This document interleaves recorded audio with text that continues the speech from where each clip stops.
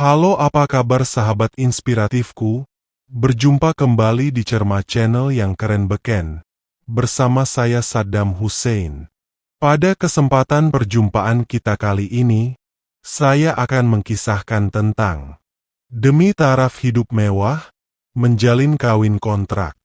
Ita Purnamasari dengan nama panggilan Ita, seorang wanita asli Madura, dikenal dengan parasnya yang cantik ayu dan tubuh yang menggoda. Pada usia 30 tahun, hidupnya telah jauh melampaui apa yang pernah ia bayangkan di masa kecilnya di tanah kelahirannya. Ita tidak hanya cerdas, tetapi juga memiliki pesona yang mampu memikat siapa saja yang memandangnya. Pada suatu sore di sebuah jalan protokol ibu kota yang sibuk, Ita berdiri di pinggir jalan, mengenakan gaun sederhana namun anggun. Ia baru saja selesai dari janji temu pekerjaan yang tidak sesuai harapannya. Hari itu terasa berat baginya, tapi senyum kecil tetap terlukis di wajahnya. Seolah-olah ia ingin menunjukkan pada dunia bahwa ia baik-baik saja. Ketika ia sedang mencari kendaraan untuk pulang, sebuah mobil sedan hitam berhenti tak jauh darinya. Kaca mobil perlahan turun, memperlihatkan wajah seorang pria berusia matang dengan mata sipit tajam dan senyuman yang tenang. Pria itu memperkenalkan dirinya sebagai Hiroshi Takahashi, seorang pengusaha Jepang yang sedang dalam perjalanan bisnis di Indonesia. Maaf, Anda butuh tumpangan? Ibu kota ini memang sulit mendapatkan transportasi pada jam sibuk seperti ini, ujar Hiroshi dengan logat Jepangnya yang masih kental. Awalnya, Ita ragu, tapi tatapan lembut pria itu dan pembawaannya yang sopan membuatnya merasa nyaman. Dengan hati-hati, ia menerima tawaran Hiroshi dan masuk ke mobil tersebut. Di dalam perjalanan, obrolan ringan mulai mengalir. Ita yang biasanya pendiam mendapati dirinya berbicara banyak, menceritakan tentang kehidupan di Madura, impiannya, hingga alasan ia pindah ke ibu kota. Hiroshi, di sisi lain, mendengarkan dengan penuh perhatian, kadang menyelipkan komentar yang membuat Ita tertawa kecil. Hiroshi merasa terpesona oleh kepribadian Ita yang hangat dan tulus. Meski usianya hampir 2 dekade lebih tua, ia merasakan semacam ketertarikan yang sulit dijelaskan. Dalam perjalanan singkat itu, Hiroshi menawarkan untuk bertemu lagi di lain waktu. Jika Anda tidak keberatan, mungkin kita bisa makan malam bersama suatu hari nanti? Saya ingin mendengar lebih banyak tentang cerita Anda, kata Hiroshi dengan senyuman ramah. Ita tidak langsung menjawab, tapi matanya yang bersinar dan senyumnya yang tersipu sudah cukup memberi tanda bahwa ia tertarik. Setelah bertukar nomor telepon, mereka berpisah di depan apartemen sederhana tempat Ita tinggal. Sejak pertemuan itu, komunikasi mereka semakin intens. Hiroshi sering mengirim pesan dan menelepon, menanyakan kabar Ita, hingga menawarkan bantuan ketika Ita sedang menghadapi kesulitan. Dalam waktu singkat, hubungan mereka berkembang menjadi lebih dari sekadar pertemanan biasa. Namun, hubungan itu tidak datang tanpa konsekuensi. Ita tahu bahwa kedekatannya dengan Hiroshi, seorang pria asing berusia hampir setengah abad, akan menimbulkan pandangan miring. Tapi bagi Ita, ini adalah peluang untuk memperbaiki hidupnya, sesuatu yang tidak pernah ia dapatkan sebelumnya. Hingga akhirnya, di suatu malam yang hangat, Hiroshi mengungkapkan niatnya. Ia menawarkan Ita sebuah perjanjian pernikahan kontrak, sebuah kesepakatan yang akan mengubah hidup Ita sepenuhnya. Ayo sahabatku, kita lanjutkan kembali perjalanan kisahnya berikut ini. Malam itu, Ita duduk di meja restoran mewah bersama Hiroshi. Ia mengenakan gaun yang diberikan Hiroshi beberapa hari sebelumnya, sederhana namun terlihat mahal. Di tengah suasana remang dengan lilin-lilin yang berkerlap-kerlip, Hiroshi berbicara dengan nada tenang namun serius. "Ita-san," katanya, menatap dalam ke arah wanita itu.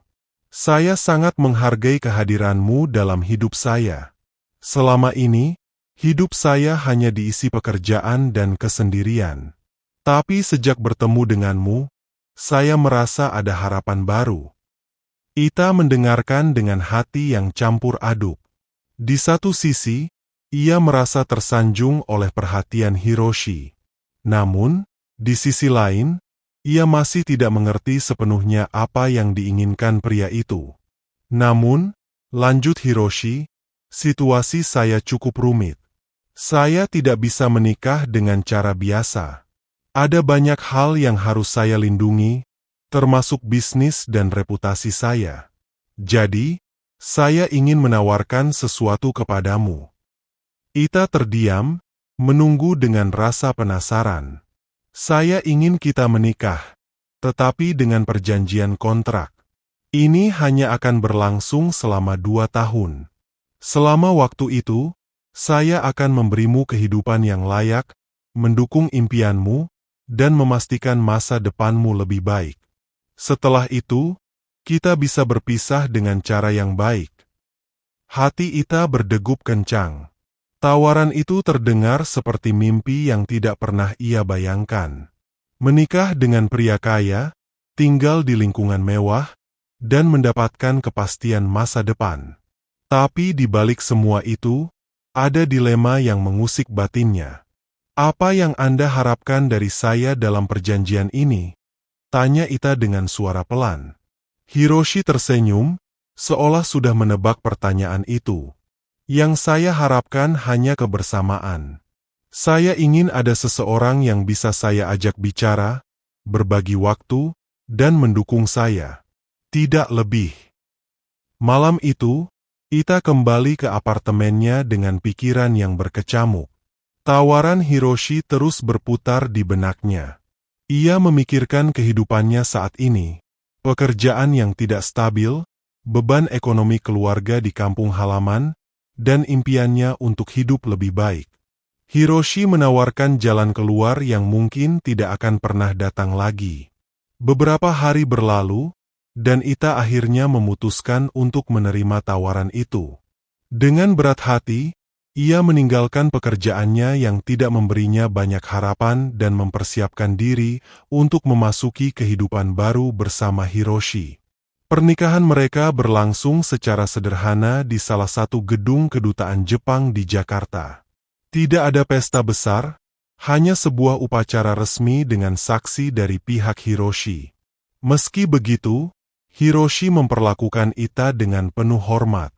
Setelah upacara selesai, Hiroshi membawa Ita ke sebuah apartemen mewah di pusat kota, tempat mereka akan tinggal bersama.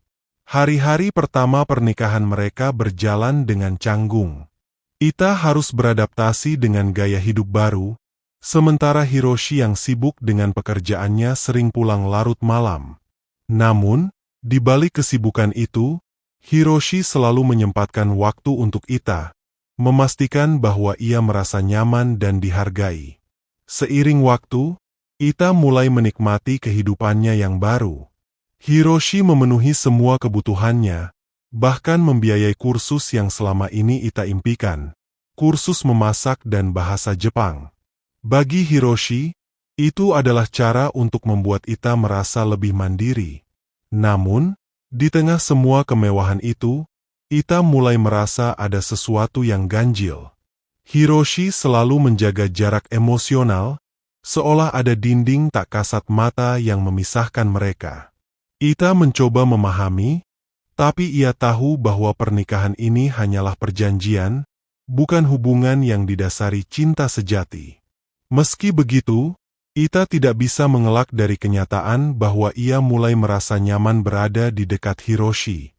Perlahan, ia mulai melihat sisi lain dari pria itu, sisi lembut yang jarang ia tunjukkan kepada orang lain. Namun, di balik kedamaian itu, bayangan dari masa lalu Hiroshi mulai muncul, membawa konflik yang perlahan mengancam kesepakatan mereka. Hidup Ita berubah drastis setelah menikah kontrak dengan Hiroshi. Dari seorang wanita sederhana, kini ia menjalani kehidupan penuh kemewahan. Namun, di balik semua itu, ada sesuatu yang mengganjal di hatinya. Hiroshi, meskipun perhatian dan baik, sering menunjukkan sisi dingin yang membuat Ita merasa ada sesuatu yang disembunyikan pria itu. Suatu malam, saat Hiroshi sedang bekerja di ruang kantornya, Ita tidak sengaja menemukan sebuah foto tua yang jatuh dari salah satu buku di raknya. Foto itu memperlihatkan Hiroshi yang lebih muda bersama seorang wanita Jepang yang cantik. Mereka tampak bahagia, tangan pria itu memeluk wanita tersebut dengan hangat. Ita menatap foto itu dengan perasaan campur aduk.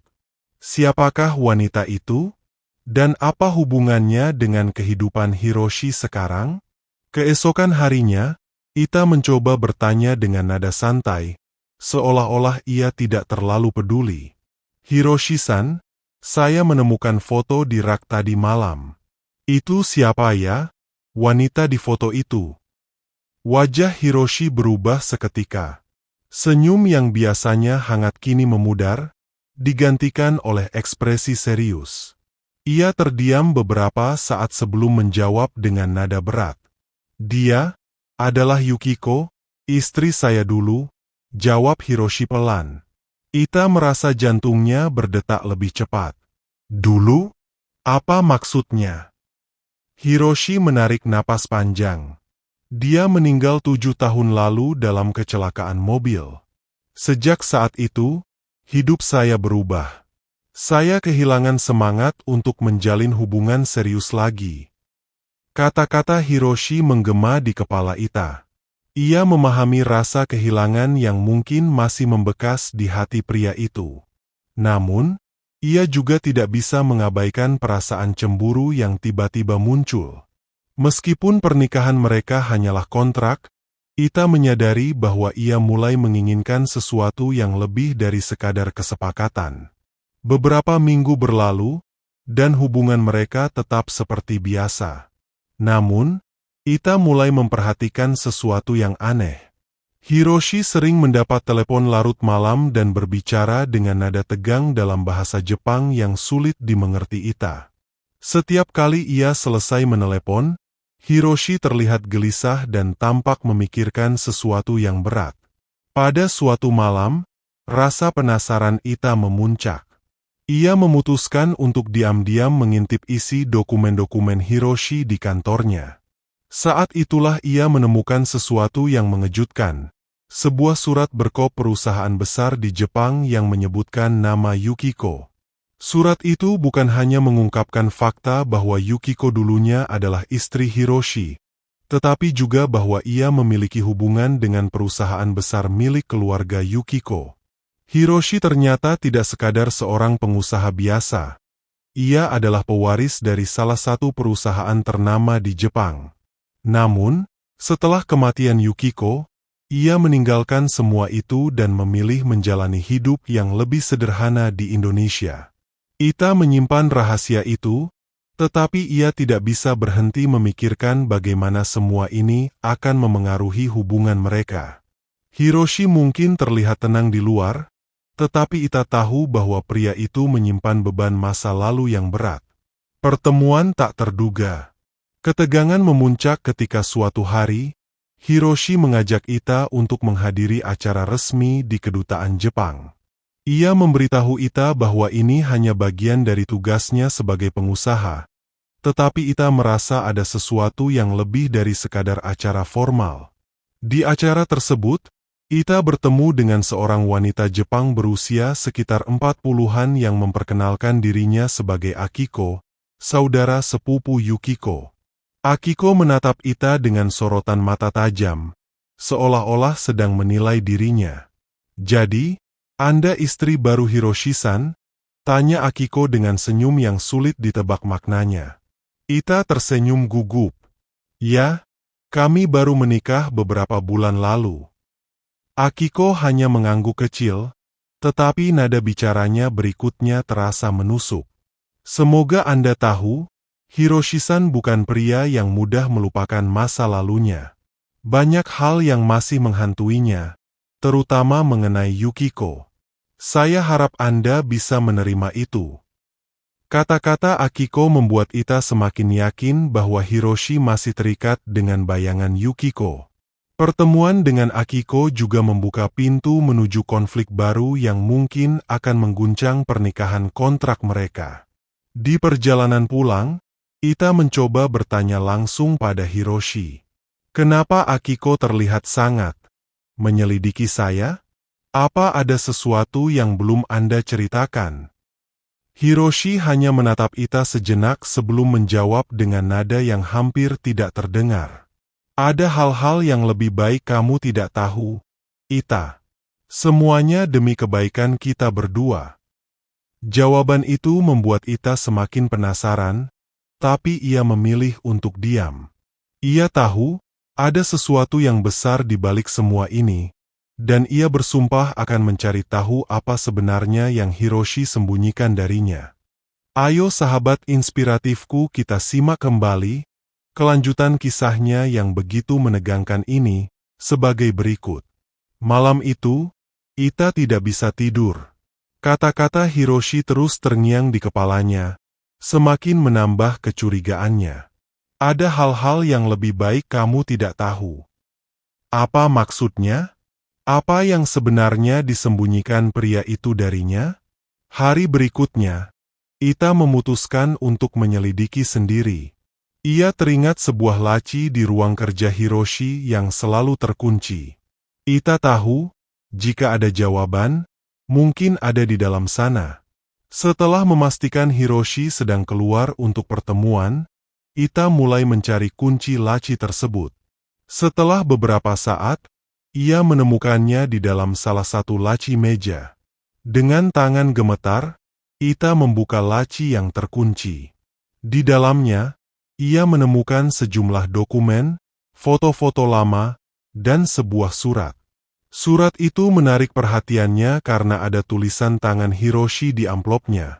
Bertuliskan, untuk Yukiko. Ita membuka surat itu dengan hati-hati.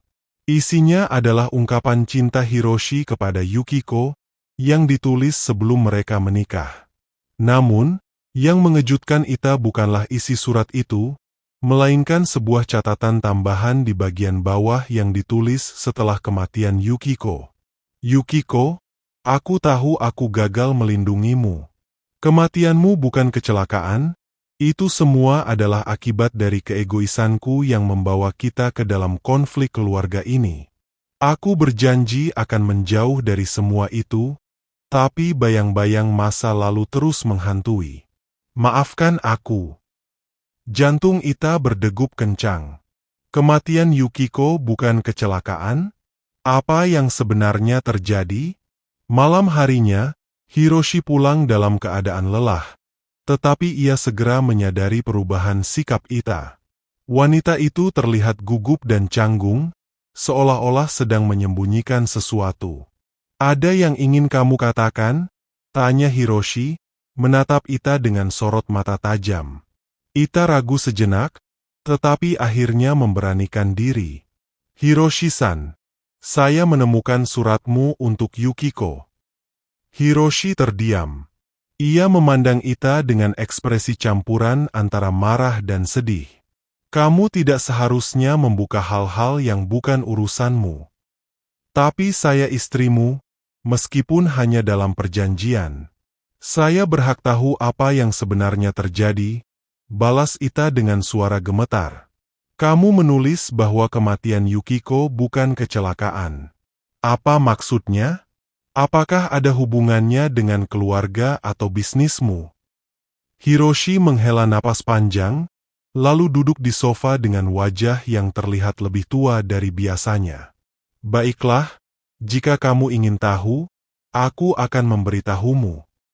Ia mulai bercerita tentang masa lalunya dengan Yukiko. Yukiko adalah pewaris keluarga Takahashi, salah satu keluarga bisnis terkuat di Jepang. Pernikahan mereka tidak hanya didasarkan pada cinta, tetapi juga kepentingan bisnis. Namun, Setelah menikah, Yukiko memutuskan untuk meninggalkan dunia korporat dan menjalani hidup sederhana bersama Hiroshi, sebuah keputusan yang tidak disukai keluarganya. Ketegangan antara Hiroshi dan keluarga Yukiko semakin memuncak ketika mereka menolak rencana bisnis yang dipaksakan oleh keluarga Yukiko. Dalam perjalanan pulang dari sebuah pertemuan keluarga yang penuh konflik, mobil yang ditumpangi Yukiko mengalami kecelakaan fatal. Kecelakaan itu terlalu kebetulan, kata Hiroshi dengan suara serak. Aku tidak punya bukti, tapi aku yakin itu adalah cara keluarganya untuk menghukum kami. Setelah itu, aku meninggalkan Jepang dan memutuskan hubungan dengan mereka. Tapi aku tahu, aku tidak bisa lari dari bayang-bayang masa lalu itu. Setelah mendengar cerita itu, Ita merasa simpati tetapi juga takut. Kini ia mengerti bahwa Hiroshi tidak hanya melarikan diri dari masa lalunya, tetapi juga dari ancaman nyata. Namun, sebelum Ita sempat meresapi semuanya, bel pintu apartemen mereka berbunyi. Hiroshi berjalan ke pintu dan membukanya, hanya untuk menemukan seorang pria Jepang berusia sekitar 50-an berdiri di sana. Pria itu berpakaian rapi, tetapi wajahnya menyiratkan keseriusan yang dingin. Hiroshi-san, lama tidak bertemu, kata pria itu dengan nada formal. Hiroshi tampak tegang. Kenichi, apa yang kau lakukan di sini? Pria itu, Kenichi, adalah salah satu anggota keluarga Yukiko. Ia mengabaikan pertanyaan Hiroshi dan melangkah masuk, matanya tertuju pada Ita. Jadi, ini istri barumu? Apa kau pikir pernikahan ini bisa melindungimu? Ita merasa jantungnya mencelos. Ia tahu bahwa kedatangan Kenichi bukan pertanda baik. Kenichi melanjutkan dengan nada penuh ancaman. Keluarga tidak pernah melupakan pengkhianatan. Hiroshi, kau pikir bisa hidup damai di sini tanpa ada konsekuensi? Kami tidak akan tinggal diam. Dan wanita ini, dia hanya akan menjadi kelemahan barumu. Setelah mengatakan itu, Kenichi pergi meninggalkan mereka berdua dalam suasana tegang. Hiroshi menatap Ita dengan wajah penuh penyesalan. Maafkan aku. Seharusnya aku tidak melibatkanmu dalam semua ini. Namun, Ita tidak mundur. Ia tahu bahwa hubungan mereka sudah melampaui sekadar kontrak. Dengan suara tegas, ia berkata, "Kita akan menghadapi ini bersama, Hiroshi. Saya tidak akan meninggalkanmu." Hiroshi tertegun.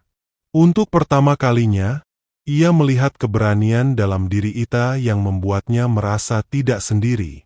Namun, mereka tahu bahwa ancaman dari keluarga Yukiko adalah sesuatu yang tidak bisa mereka abaikan. Setelah kedatangan Kenichi, suasana apartemen Ita dan Hiroshi berubah mencekam. Hiroshi semakin jarang berbicara, tenggelam dalam pikirannya. Sementara Ita mencoba mencari cara untuk tetap tenang meskipun rasa cemas terus menggerogotinya.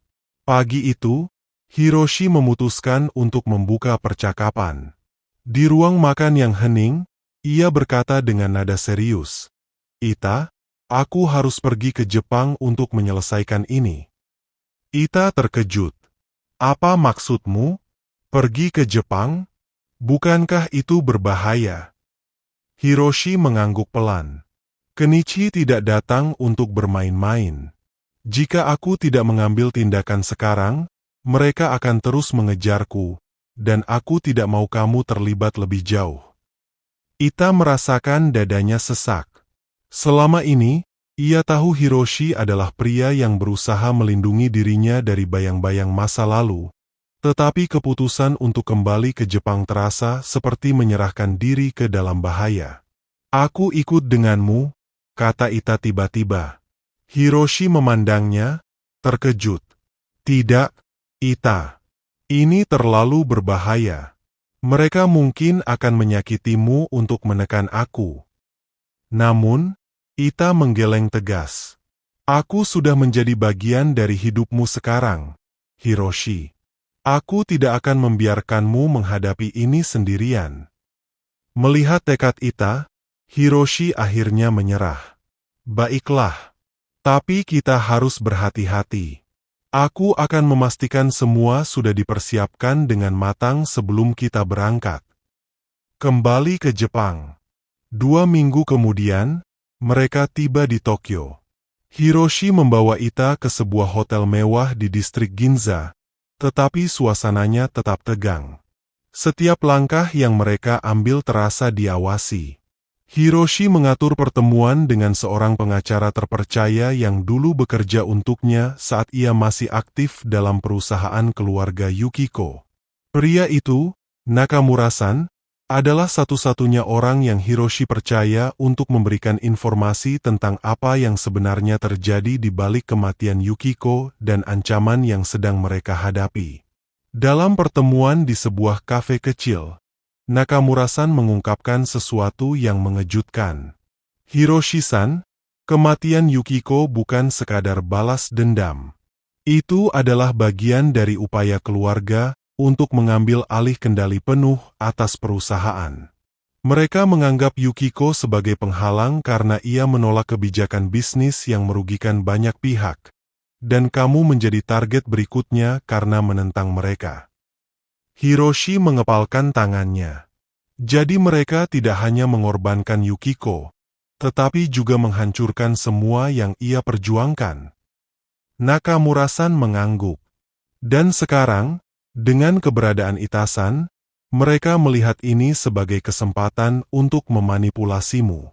Mereka tahu kamu peduli padanya, dan mereka tidak akan ragu untuk menggunakan itu sebagai senjata. Mendengar itu, Ita merasakan rasa takut menjalar di tubuhnya, tetapi ia mencoba tetap tenang. Ia tahu bahwa kehadirannya di sisi Hiroshi adalah kekuatan sekaligus kelemahan bagi pria itu. Pertemuan dengan keluarga. Hiroshi akhirnya memutuskan untuk menghadapi keluarganya langsung. Pertemuan diatur di sebuah rumah tradisional keluarga Takahashi di Kyoto.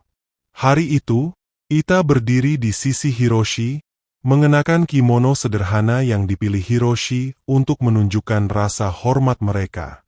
Di dalam ruangan tatami yang luas, Kenichi dan beberapa anggota keluarga lainnya sudah menunggu. Wajah mereka dingin, penuh kewaspadaan. Hiroshi-san, Kenichi memulai, kau benar-benar berani datang ke sini. Apa yang membuatmu berpikir kami akan membiarkanmu pergi begitu saja setelah semua yang kau lakukan? Hiroshi menjawab dengan tegas, aku datang bukan untuk lari lagi. Aku ingin menyelesaikan ini. Kalian telah mengambil Yukiko dariku, tetapi aku tidak akan membiarkan kalian menghancurkan apa yang tersisa dari hidupku. Kenichi tersenyum sinis. Berani sekali kau berbicara seperti itu. Apa kau pikir wanita ini akan menyelamatkanmu?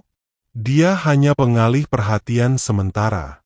Dia tidak akan bertahan di dunia kita. Ita maju, meskipun hatinya berdegup kencang. Dengan suara mantap, ia berkata, saya mungkin bukan bagian dari keluarga ini, tetapi saya tahu satu hal. Hiroshi adalah pria yang berjuang untuk apa yang benar. Saya di sini bukan untuk melindunginya, tetapi untuk berdiri di sampingnya. Ucapan Ita membuat ruangan itu hening sejenak. Bahkan Hiroshi tampak terkejut oleh keberanian Ita. Kenichi tertawa kecil. Kau berani sekali, Ita-san. Tapi keberanian tidak akan cukup untuk melindungi kalian berdua dari konsekuensi ini. Namun, sebelum Kenichi melanjutkan ancamannya, Hiroshi mengeluarkan sebuah dokumen dari tasnya dan meletakkannya di atas meja. Ini adalah bukti transaksi ilegal yang kalian lakukan selama bertahun-tahun, termasuk saat Yukiko masih hidup. Jika sesuatu terjadi padaku atau Ita, dokumen ini akan sampai ke tangan pihak berwenang. Kenichi terlihat terkejut, tetapi ia dengan cepat menyembunyikan ekspresinya. Kau bermain dengan api, Hiroshi. Terserah kau ingin menganggapnya apa, jawab Hiroshi dengan tenang. Aku tidak akan membiarkan kalian menghancurkan hidupku lagi. Pulang dengan kemenangan. Setelah pertemuan itu, Hiroshi dan Ita meninggalkan rumah keluarga Takahashi dengan perasaan lega tetapi tetap waspada. Ancaman belum sepenuhnya hilang, tetapi Hiroshi telah menunjukkan bahwa ia tidak lagi menjadi korban. Di perjalanan kembali ke Tokyo, Hiroshi menggenggam tangan Ita erat. Terima kasih sudah bersamaku, Ita. Aku tidak akan bisa melakukan ini tanpa keberanianmu. Ita tersenyum kecil. Kita menghadapi ini bersama, Hiroshi. Karena sekarang, kamu bukan hanya bagian dari masa lalumu, tetapi juga masa depanku. Hiroshi menatap Ita dengan mata yang penuh rasa syukur.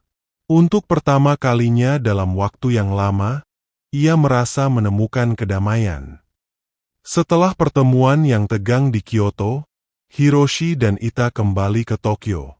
Meskipun Hiroshi telah menunjukkan keberaniannya dengan mengancam keluarga Takahashi menggunakan dokumen rahasia, mereka berdua tahu bahwa masalah ini belum sepenuhnya selesai. Ancaman dari keluarga besar itu seperti bayangan gelap yang terus menghantui mereka. Namun, Ita tidak pernah menyangka bahwa ancaman itu akan datang lebih cepat daripada yang mereka duga. Peringatan yang menggetarkan. Pagi itu, ketika Ita sedang menikmati sarapan di balkon hotel, ia menerima sebuah paket kecil dari petugas hotel. Tidak ada nama pengirim, hanya amplop putih dengan pita merah. Ita merasa firasat buruk, tetapi ia tetap membukanya. Di dalam amplop itu terdapat sebuah foto dirinya bersama Hiroshi yang diambil secara diam-diam, mungkin saat mereka berada di kafe bersama Nakamura-san. Di belakang foto itu tertulis dengan huruf kanji. Jika kau terus ikut campur, konsekuensinya tidak akan ringan. Tangan Ita gemetar, tetapi ia mencoba tetap tenang. Ia membawa foto itu ke Hiroshi, yang sedang mempersiapkan beberapa dokumen penting untuk pertemuan berikutnya. Hiroshi mengambil foto itu dan memandangnya dengan tatapan gelap. Mereka mulai bergerak. Aku tahu mereka tidak akan tinggal diam. Apa yang harus kita lakukan? Tanya Ita dengan nada cemas. Hiroshi memegang tangan Ita. Kita harus lebih berhati-hati. Jangan pernah pergi sendiri. Aku akan memastikan ini tidak menyentuhmu. Ita, kamu sudah terlalu banyak terlibat. Namun, Ita tahu bahwa ia tidak bisa hanya diam. Ia telah memilih untuk bersama Hiroshi, dan itu berarti ia harus menghadapi risiko yang sama. Pertemuan rahasia. Beberapa hari kemudian, Hiroshi menerima pesan dari Nakamura-san. Pengacara itu meminta bertemu di sebuah lokasi rahasia, sebuah gudang tua di pinggiran Tokyo. Hiroshi memutuskan untuk pergi, tetapi kali ini Ita bersikeras ikut. Kalau ini jebakan, aku tidak mau kamu menghadapi mereka sendirian, kata Ita. Hiroshi ragu sejenak, tetapi akhirnya setuju. Mereka tiba di gudang itu pada malam hari, suasana di sekitar gelap dan sunyi. Nakamura-san sudah menunggu di sana dengan membawa beberapa dokumen tambahan. Aku menemukan sesuatu, kata Nakamura-san, menyerahkan dokumen itu kepada Hiroshi. Ini bukti bahwa Kenichi-san dan beberapa anggota keluarga Takahashi terlibat dalam pencucian uang dan penggelapan pajak. Jika ini diungkap, reputasi keluarga mereka akan hancur. Hiroshi memeriksa dokumen itu dengan cermat. Dengan ini, kita bisa memastikan mereka tidak akan berani menyentuh kita lagi. Namun, pembicaraan mereka terpotong oleh suara langkah kaki dari luar.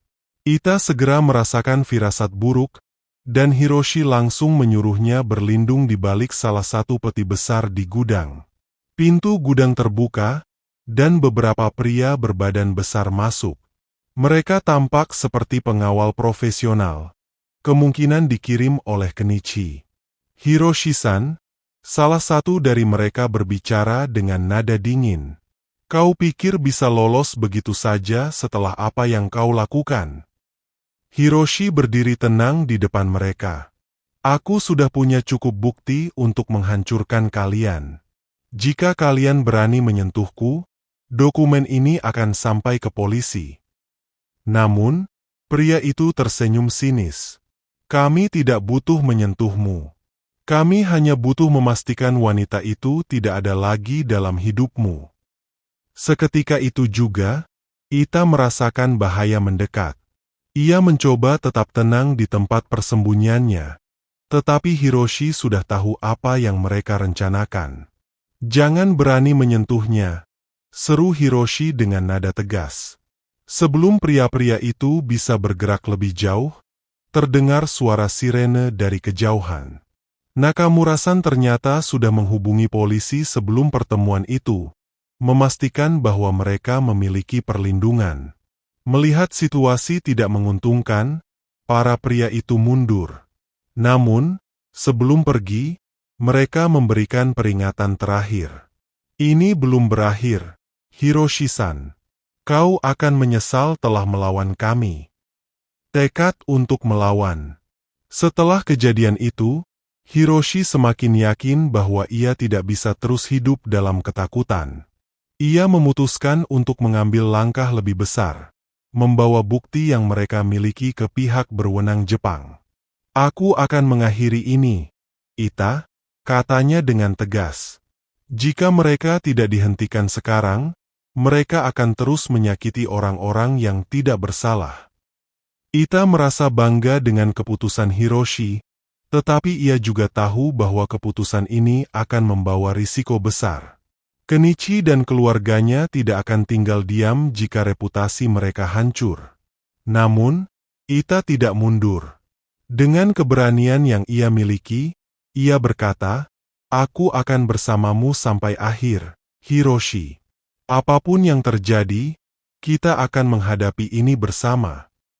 Hiroshi menatap Ita dengan mata yang penuh rasa syukur. Untuk pertama kalinya, ia merasa bahwa ia tidak lagi sendirian dalam perjuangannya. Dan kini, dengan dokumen-dokumen di tangan mereka, Hiroshi dan Ita bersiap untuk melancarkan serangan balik yang akan mengubah segalanya. Sahabat inspiratifku, ayo kita ikuti kelanjutan kisahnya berikut ini. Langkah besar dimulai keesokan harinya. Hiroshi dan Ita, bersama Nakamura-san, mendatangi kantor kejaksaan di Tokyo untuk menyerahkan semua bukti yang mereka miliki. Proses itu tidak mudah, karena keluarga Takahashi memiliki pengaruh besar di berbagai instansi. Kita mungkin akan menghadapi banyak hambatan, kata Nakamura-san dengan nada serius. Tapi jika bukti ini sampai ke tangan yang benar, mereka tidak akan bisa menghindar lagi. Hiroshi mengangguk. Aku tidak peduli berapa banyak pengaruh yang mereka miliki. Ini harus berakhir. Setelah menyerahkan dokumen itu, mereka kembali ke hotel dengan perasaan campur aduk. Di satu sisi, mereka merasa lega karena langkah besar telah diambil. Namun, di sisi lain, mereka tahu bahwa keluarga Takahashi tidak akan tinggal diam. Ancaman baru. Benar saja, malam itu ancaman baru muncul. Ketika Ita sedang bersiap untuk tidur, ponselnya berdering. Nomor tak dikenal. Ita ragu untuk menjawab, tetapi akhirnya ia mengangkatnya. Suara seorang wanita terdengar dari seberang telepon, dingin dan penuh ancaman. Ita-san, kau benar-benar tidak tahu tempatmu, ya? Kau pikir kau bisa menyelamatkan Hiroshi dengan caramu? Kau hanya akan menjadi beban. Ita terdiam, tetapi suara itu terus berbicara. Kami tahu di mana kau berada. Dan jika kau terus ikut campur, kau akan merasakan konsekuensinya. Hiroshi mungkin bisa melindungi dirinya, tapi dia tidak akan bisa melindungimu selamanya. Ita menutup telepon dengan tangan gemetar. Hiroshi, yang melihat wajahnya pucat, segera menghampirinya. Ada apa, Ita? Siapa yang menelepon? Ita menceritakan semuanya, termasuk ancaman yang ia terima. Hiroshi terlihat marah, tetapi juga khawatir. Mereka mulai mengincarmu langsung. Aku tidak akan membiarkan itu terjadi. Keesokan harinya, Hiroshi memutuskan untuk memindahkan Ita ke tempat yang lebih aman. Ia mengatur agar Ita tinggal di rumah seorang teman lama, seorang mantan polisi bernama Tanaka-san, yang sekarang menjalankan bisnis keamanan pribadi. Aku akan menyelesaikan ini, Ita. Tapi aku butuh kamu untuk tetap aman, kata Hiroshi ketika mereka tiba di rumah Tanaka-san. Ita ingin menolak, tetapi ia tahu bahwa Hiroshi hanya ingin melindunginya. Dengan berat hati, ia menerima keputusan itu. Baik, tapi aku ingin kamu berjanji. Jika ada sesuatu yang terjadi, kamu harus memberitahuku. Hiroshi mengangguk. Aku berjanji. Pergerakan berbahaya. Sementara Ita berada di tempat yang aman, Hiroshi dan Nakamura-san melanjutkan langkah mereka. Mereka bekerja sama dengan seorang jaksa yang dikenal sebagai orang jujur dan tak mudah disuap, Jaksa Moriyama. Namun, tidak semua berjalan mulus. Kenichi dan keluarganya mulai menggunakan segala cara untuk menghentikan mereka, termasuk menyuap beberapa pihak di kejaksaan untuk menghancurkan bukti yang Hiroshi serahkan. Nakamura-san menerima kabar dari salah satu kontaknya di dalam kejaksaan bahwa sebagian dokumen penting telah hilang dari arsip. Mereka bergerak cepat, kata Nakamura-san dengan nada muram. Kita harus bergerak lebih cepat, jawab Hiroshi tegas. Serangan balasan dari keluarga Takahashi. Tidak lama setelah itu, keluarga Takahashi mulai menyerang lebih agresif. Tanaka-san menerima informasi bahwa ada sekelompok pria bayaran yang sedang mencari Ita.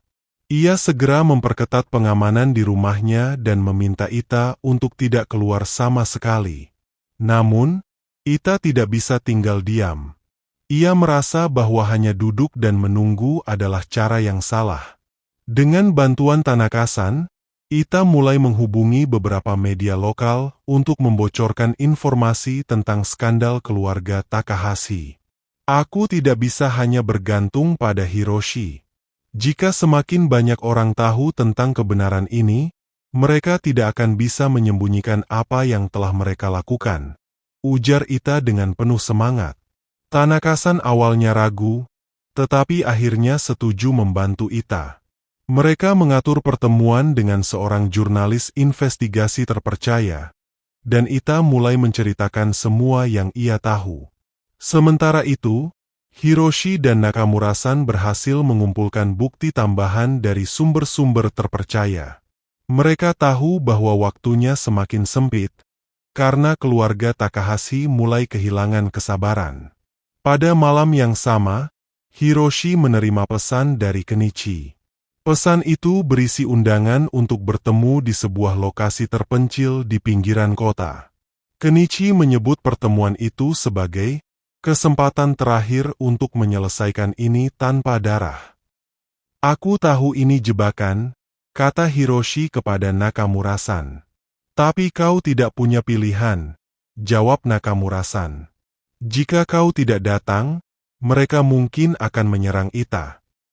Hiroshi memutuskan untuk pergi. Namun, sebelum berangkat, ia menghubungi Tanaka-san untuk memastikan Ita tetap aman.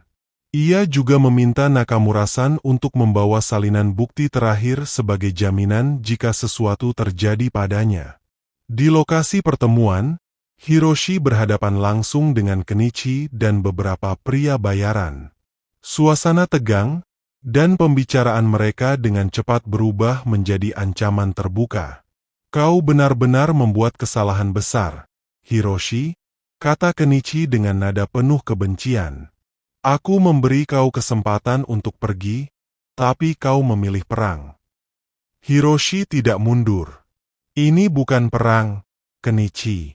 Ini adalah akhir dari semua permainan kotor kalian.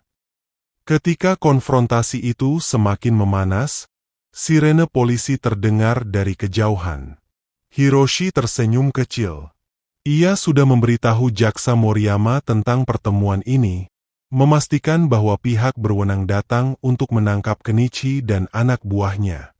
Kenichi tampak terkejut, tetapi ia tidak punya waktu untuk melawan. Dalam hitungan menit, polisi mengepung lokasi dan menangkap semua orang yang terlibat. Setelah penangkapan itu, Hiroshi dan Ita akhirnya bisa bernapas lega. Bukti yang mereka serahkan berhasil menghancurkan reputasi keluarga Takahashi, dan Kenichi dijatuhi tuntutan berat atas berbagai kejahatannya. Namun, perjuangan itu tidak tanpa kehilangan. Hiroshi merasa bersalah karena telah menyeret Ita ke dalam konflik ini. Tetapi Ita, dengan senyumnya yang tenang, berkata, "Hidup kita mungkin tidak mudah, tapi aku tidak pernah menyesal memilih untuk berdiri di sisimu." Hiroshi menggenggam tangan Ita erat. "Terima kasih, Ita. Tanpamu, aku tidak akan bisa melawan semuanya." Kini, mereka berdua memulai lembaran baru, jauh dari bayang-bayang masa lalu yang kelam. Demikian kisah ini saya sajikan, semoga bermanfaat dan menginspiratif kehidupan kita.